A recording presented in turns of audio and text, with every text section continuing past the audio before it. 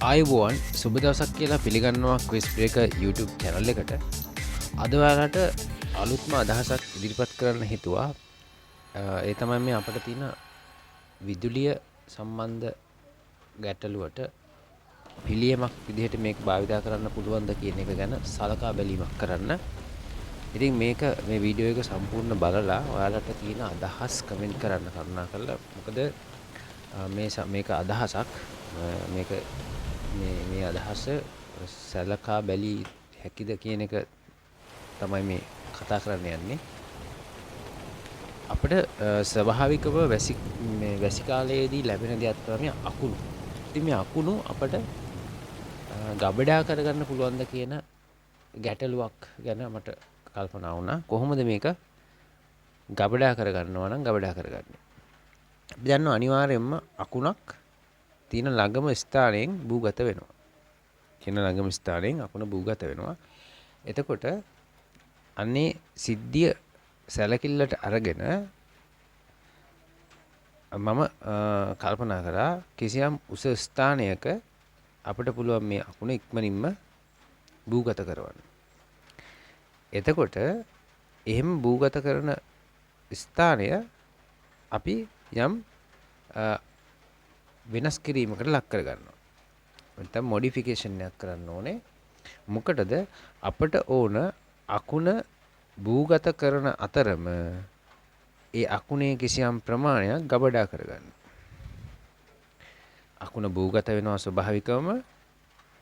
ඒ භූගත වෙන අකුණේ යම් ධාරාවේ කොටසක් අපි ගබඩා කරගන්නවා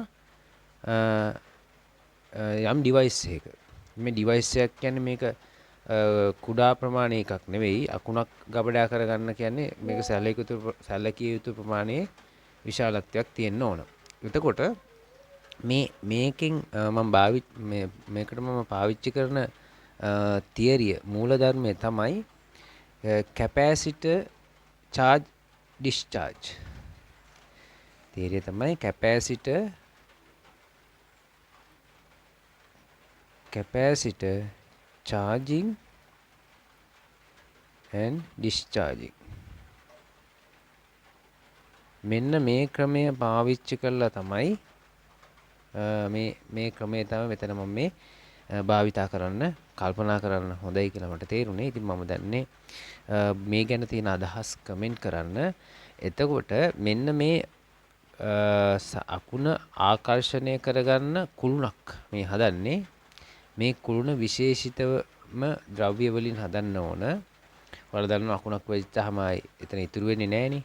ඒ නිසා නමුත් මේ තාක්ෂණය අපිට තියෙනවා. මේ තාක්ෂණය අපිට පැහැදිලිවම තියෙනවා. ඒ නිසා තමයි අපිට අපි මේ ලංකාවේ බොහෝමයක් චෛත්‍ය ආරක්ෂිතව පවතින්නේ. මොකද ඒ හරහා අකුණු සන්නායකයක් කරහා අකුණ භූගත කරන නිසා. එතකොට අන්නේ විදිහට අපිට මේ ගෙන්න ගන්න අකුණ භූගත කරන අතරම ඒකෙන් යම් ප්‍රමාණයක් අපිට ගබඩා කරගන්න පුළුවන් කියන විශ්වාසය මට තියෙනවා. එතකොට අපි මේ සඳහා සාමාන්‍ය විදිහට යම් සාමාන්‍ය ද්‍රව්‍ය භාවිතා කරනවට වඩා මෙතනදී අපිට අර්ධ සන්නායක භාවිතා කළා මේ අකුණේ ප්‍රබලත්වය යම් තාක් දුරට අඩු කරගෙන භූගත කරන ගමන් අපිට පුළුවන් මෙන්න මේ විදිහට විශේෂිත ආරක්ෂිත ක්‍රමයකට මේ අකුරේ එන විභවය ගබඩා කරගන්න. එහෙම ගබඩා කරගත්තට පස්සේ නැවතත් මේක අර්ධ සන්නායක ද්‍රව්‍ය හරහා යවමින් අපිට පුළුවන් මේ විදුලිය ඩිස්චාර්ජ් කරගන්න මෙතනින්. එතකොට මෙතන යන්නේ charging discharging කියන ක්‍රමය. ඉතින් මෙන්න මේ ක්‍රමයට පුළුවන් වෙයි කියලා විශ්වාස කරනවා මේ අකුණක් ගබඩා කරලා නැවත ඒක ප්‍රයෝජනෙට ගන්න.